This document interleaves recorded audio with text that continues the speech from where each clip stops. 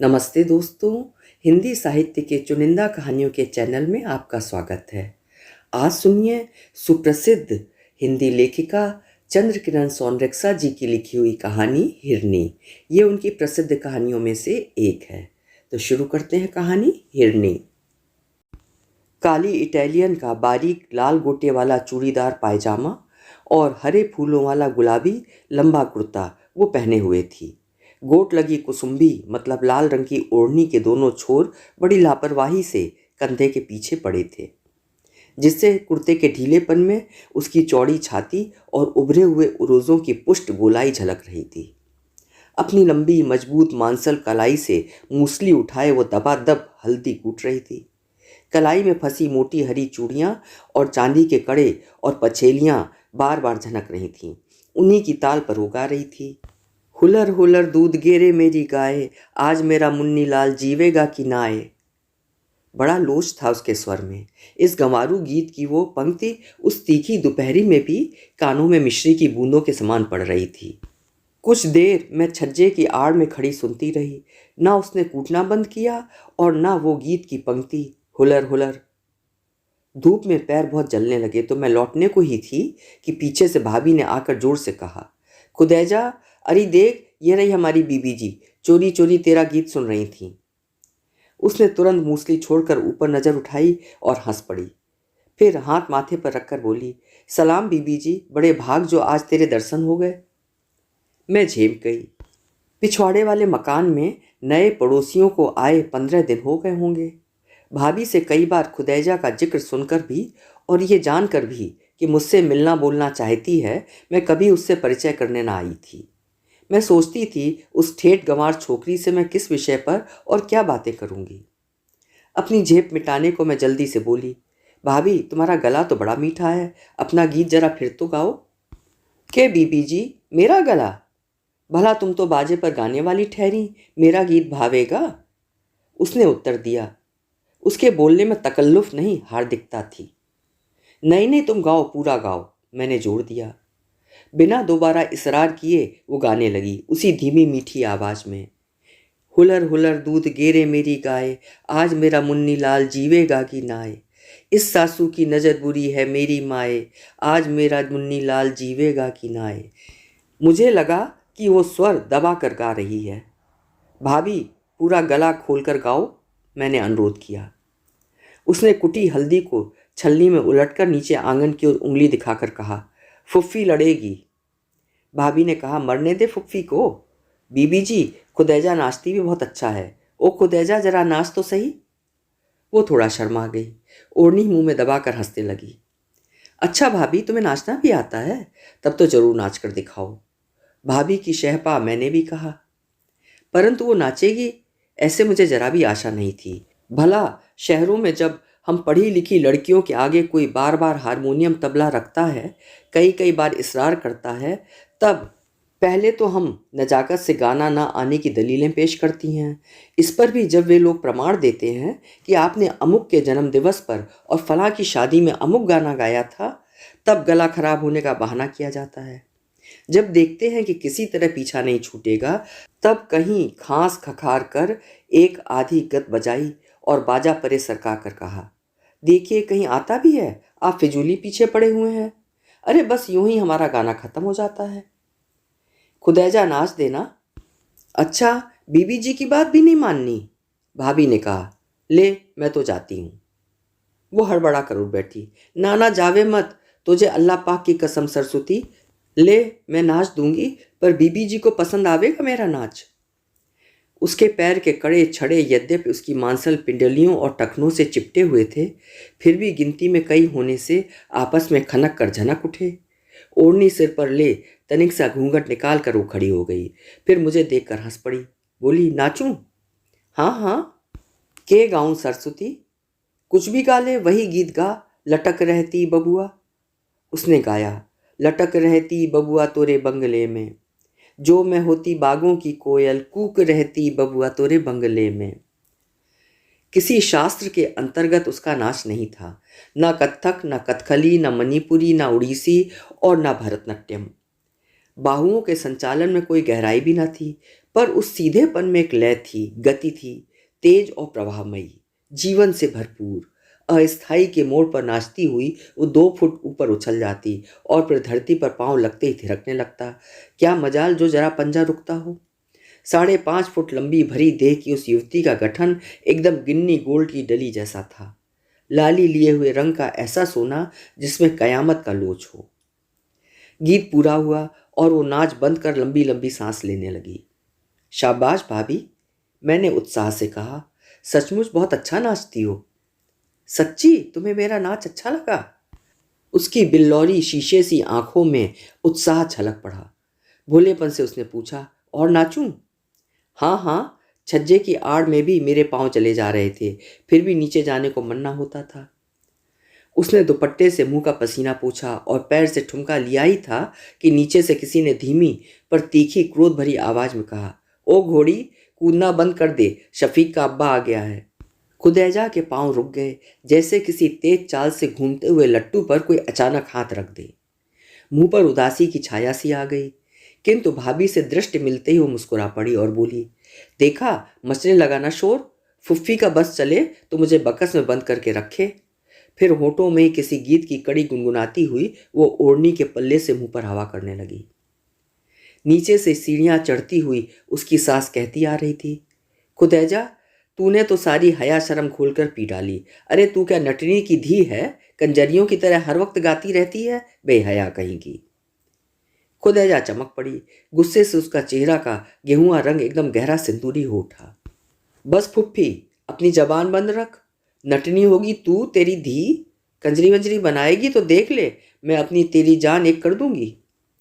या परवरदिगार, फूफी ऊपर आ चुकी थी, आसमान की तरफ दोनों हाथ उठाकर बोली, अल्लाह का कहर पड़े तेरे ऊपर, खुदा करे तेरे भाई की मैयत निकले। तूने हमारे खानदान की नाक काट ली, मेरे शफीक के लिए तू ही धरी थी।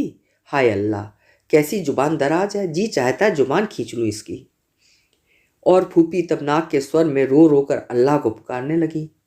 मैं भाभी का हाथ पकड़कर उन्हें खींचती हुई नीचे ले आई। तिरस्कार से मैंने कहा, यही है तुम्हारी सहेली? भाभी ने चिढ़कर कहा, सहेली का क्या कसूर बीबी जी, तुम्हें अगर कोई जेलखाने में बंद करके बाप भाइयों की गाली दे तो कहाँ तक सुनोगी? वो तो रोहतक के किसी ठेठ गांव की लड़की है, शहरों के मुंह में राम बगल में छुरी वाली सभ्यता तो जानती नहीं। उसे तुम तू कहोगी तो तू सुनोगी भी। वैसे दिल की इतनी अच्छी है कि जरा सा भी किसी का दुख नहीं देख सकती। गरूर मिजाज तो वो जानती तक नहीं। और भाभी कुछ अप्रसन्न सी होकर बाहर चली गई। दूसरे दिन सिर धोकर बाल सुखाने मैं पिछवाड़े के छज्जे पर गई। खुदैजा को देखने का लोभ भी इसका एक कारण था। वो अपनी देरी पर बैठी कुछ सी रही थी, साथ ही कोई गीत भी गुनगुनाती जा रही थी। मैंने हल्के से खांसा। आहट पाकर सिर उसने ऊंचा किया। मुझे देखते ही उसका मुंह प्रसन्नता से गुलाब की भांति खिल उठा। फौरन हाथ माथे पर रखकर बोली, सलाम बीबी जी, राजी तो हो? सलाम, मैंने जवाब देकर पूछा, क्या सी रही हो? क्या बताऊं बीबी जी, बेचारी फुप्पी के हाथों में तो खुजली हो रही है। अल्लाह मारा ऐसा रोग है कि आदमी अपने हाथ से खा भी ना सके। उसका पजामा फट गया है, उसी में टाँके लगा रही हूँ। मुझे कल की घटना याद हो आई। धीरे से पूछा, मेल हो गया सास से? खुदैजा हंसी, सास बहू की क्या लड़ाई बीबी जी, पर मने कोई गाली दे है तो बस मैं तो ऊपर से तले तक बल उठूं। पर भाभी, इन लोगों से तुम्हारी पटती नहीं। तुम्हारे बाप ने तुम्हें क्यों शहर में ब्याह दिया? खुदैजा का स्वर कुछ बोझिल हो गया। बोली, बीबी जी, मेरा बाप तो गरीब आदमी है। अब्बा मतलब ससुर ने मने कहीं गांव में देख ली थी, सो मेरे चाचा से मांगी। वो सीधा आदमी बातों में आ गया। उसे क्या खबर थी कि शहरों में घर जेल खानों जैसे हुए हैं। तुम्हारे गांव में क्या पर्दा नहीं होता था? मैंने पूछा। बीबी जी, पर्दा वहां करे जहां पाप बसता हो।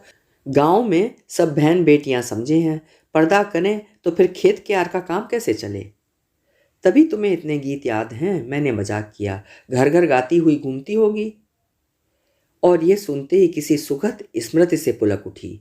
बीबी जी, सावन के महीने में हम सब छोरियां नीम में झूला डालती, आधी रात तक पेंगे बढ़ाती और गाती नाचती। ब्याह शादी में रात रात भर चांदनी में नाच गाना होता। बहू बेटी गाती और बड़े बूढ़े चौपाल में सुना करते। बहुएं भी पर्दा नहीं करती? अरे क्या पर्दा, उसने ओढ़नी से मुंह ढककर कहा। बस पर्दा ऐसे हो गया। कोई बोलचाल का पर्दा होता है, घूंघट मार लिया और गाती रही। अच्छा। मैं चुप हो गई। सच है, हेड कांस्टेबल के बेटे की बहू पर बड़ा तरस आ रहा था। बेचारी बड़ी बुरी फंसी थी। बीबी जी, एक गीत गाऊं? गाओ, मैंने खुश होकर कहा। और सब कुछ भूलकर अपने स्वर को पंचम तक पहुंचाकर उसने गाया। कोठे ऊपर कोठरी जिसमें तपे तनूर, गिन गिन लाऊं रोटियां मेरा खाने वाला दूर री, मेरी बाली का बाला जो बनवा बटवा गूथन दे। अरे खुदैजा, नीचे सूसी सास ने पुकारा। कमबख्त आने दे तेरे यार को, उसी से तुझे ठीक कराऊंगी। कल शफीक दौरे से लौट आवे तब तेरी मरम्मत कराऊंगी। और फिर दोनों सास बहुओं में ठन गई। दूसरे दिन मैं छत पर न गई, परंतु तीसरे पहर भाभी ने जब नीचे आकर बताया कि खुदैजा छत पर बैठी रो रही है, उसके पति ने रात उसे लकड़ी से मारा था, तो मैं अपने को रोक ना सकी। ऊपर जाकर देखा, खुदैजा छत पर खपरेल तले खटोले पर पड़ी रो रही थी। भाभी, मैंने धीरे से उसे पुकारा। वो चमक कर उठ बैठी। मुझे देखकर अपने आंसू भरी आंखों से ही हंस पड़ी। बड़ी उम्र बीबी जी, मैं तो तुम्हें ही याद कर रही थी। सलाम। सलाम का उत्तर दे मैंने पूछा, रात क्या गुजरी? गुजरी के, उसने तपे हुए स्वर में कहा। तेरा भाई आया था, फूफी ने जाने क्या सिखा दिया, आते ही उसने लाठी पकड़ ली। कहते कहते उसका स्वर ठंडा हो गया, हंसी की पुट भी आ गई। बीबी जी, बोलना ना चालना, अल्लाह कसम, 2 लकड़ी जमा दी। और उसने अपनी पीठ दिखाई जो रीढ़ के पास छिल गई थी। सहानुभूति से मैंने कहा, राम राम, बड़ा कसाई है। हंस पड़ी खुदैजा। बोली, बीबी जी क्या बताऊं, मैंने दुनिया की शर्म खा गई कि लोग कहेंगे कि खसम को मारा, नहीं तो लकड़ी समेत टांगों में ऐसे दबा लेती, चूं करके रह जाता। सारी सिपाही गिरी लिकड़ जाती और उस सबने पुष्ट हाथों से मरोड़ देने का अभिनय किया। खुदैजा की बातें छोड़कर जाने की इच्छा न होती थी। जिस निष्कपट सरल भाव से वो बातें कर रही थी, उनके प्रभाव से मन मस्तिष्क पर एक नशा सा छा जाता था। आधी रात के सन्नाटे में भी उसके गले की मिठास कानों में गूंजती थी। काश उसे अगर कुछ दिन संगीत सिखाया जाता। अचानक मुझे ध्यान आया कि कहीं मुझसे बातें करने में वो गाना ना सुनाने लगे, तो फिर उस पर मार पड़ेगी। इसलिए अभी आती हूँ कहकर मैं झटपट नीचे उतर गई। आते आते सुना कि वो पुकार कर कह रही थी, अल्लाह की कसम बीबी जी, जल्दी आइयो, जरा अपना बाजा भी उठा लाइयो, मैं भी देखूं कैसे बजे है। कई दिनों से मेरी भाभी बीमार थी और छोटी भतीजी कुसुम भी अचानक सर्दी खा गई और तेज बुखार हो गया। पास पड़ोस से स्त्रियां उन्हें देखने पूछने आती रहती थीं। घर का काम सब मेरे ऊपर था, इसी से सैर करने जाना तो दूर, छत पर जाना भी नहीं हुआ। खुदैजा ने कई बार अपने नन्हे देवर को भेजकर बुलवाया कि मैं तनिक देर को छत पर हो आऊं, पर इच्छा होने पर भी न जा सकी। चिराग जले उसकी सास बुर्का ओढ़कर छोटे लड़के को साथ लेकर आई। लड़के द्वारा पहले पूछवा लिया था कि घर में कोई मर्द तो नहीं, तब बेचारी कमरे में घुसी। कैसी तबीयत है बहू? अब तो जरा ठीक हूं, भाभी ने कहा। आइए। बीबी जी, जरा कुर्सी तो दे जाना। सच मानो बहू, खुदैजा पर तो तुमने जादू कर दिया है। फूफी कुर्सी पर बैठकर बोली, जब से सुना है मछली सी तड़फ रही है। वो मुर्दो तो बुर्का उठाए चली आ रही थी, बड़ी मुश्किलों से रोका। तुम जानो बहू, हम लोगों में हिंदुओं की तरह चादर बगल में दबाई और घर घर घूमने चल दिए वाली बात तो होती नहीं। जो ऐसा करती हैं वे बदनाम हो जाती हैं। खैर, तुमसे तो अपनों जैसा मेल हो गया है, रात को लाऊंगी उसे भी। फूफी जी, जो बड़े बड़े अमीर उमरा होते हैं उनकी लड़कियां तो हमारी तरह ही बाहर आती जाती हैं, भाभी दबे स्वर में बोली। तुफ उन लोगों पर, वो मुसलमानी क्या जिसके पैर का नाखून भी किसी गैर मर्द ने देख लिया। शहरी तहजीब कायदा तो यही है, नीच कौमों और गवारों की बात छोड़ दो। आगे बहस फिजूल थी, भाभी ने दूसरी बातें छेड़ दी। रात को 10 बजे खुदैजा आई, साथ में फूफी, दोनों देवर और ननदे भी थीं। आते ही भाभी के गले से लिपट गई, फिर मेरे से। कुसुम को तो छोड़ती ना थी। अरे मेरे मुन्नी लाल, तुझे किस सौकड़ मतलब सौत की नज़र लग गई? मेरे कुलसुम, क्यों ए सरस्वती, तूने छोरी भी बीमार कर दी? अरे खुदैजा, धीरे बोल, फूफी दबे स्वर में गुर्राई। कुलसुम का अब्बा बैठक में सो रहा है। क्या फूफी? खुदैजा ने झनक कर कहा। तेरी धीरे धीरे तो जान खा डाली, अब क्या हांडी में मुंह डालकर बोलूं? तौबा, फूफी खून का घूंट सा पी के रह गई। खुदैजा को पढ़ने का शौक सवार हुआ था। उर्दू का कायदा मंगाकर देवर से पढ़ने लगी। छत पर होती तो मुझे बुलवाकर पूछती, परंतु अक्षर उसे याद न रहते। अलिफ बे की अपेक्षा गाने की तर्जें उसे जल्दी याद हो जाती थीं। फूफी अगर इत्तेफाक से अपने किसी रिश्तेदार के यहाँ चली जाती तो फिर छत पर गाने नाचने का तूफान उठा देती, चाहे शाम को लड़ाई झगड़े और मारपीट की ही नौबत क्यों ना आवे। वर्णमाला उसे याद नहीं हुई, इतनी दूर से पढ़ाई हो भी नहीं सकती थी। फिर उसे घर का काफ़ी काम भी रहता, क्योंकि उसे मोटी ताजी देखकर फूफी और उनकी नाजुक शहराती लड़कियां तो कुछ करके न देती थीं, और मुझे अपनी पढ़ाई लिखाई और गृहस्थी का काम रहता था। फिर मैं तो कुछ सामाजिक और राजनीतिक कार्यों में भी हिस्सा लेती थी। शहर में एक जुलूस निकलने वाला था, मैं जा रही थी। बीबी जी कहाँ चली? उसने छत से पुकारा। जुलूस में, मैं जल्दी से बोली। आज बड़ा भारी जुलूस निकलेगा। हाय बीबी जी, मैं क्यों कर निकलूं इस जेल खाने से? उसके स्वर में तड़प थी।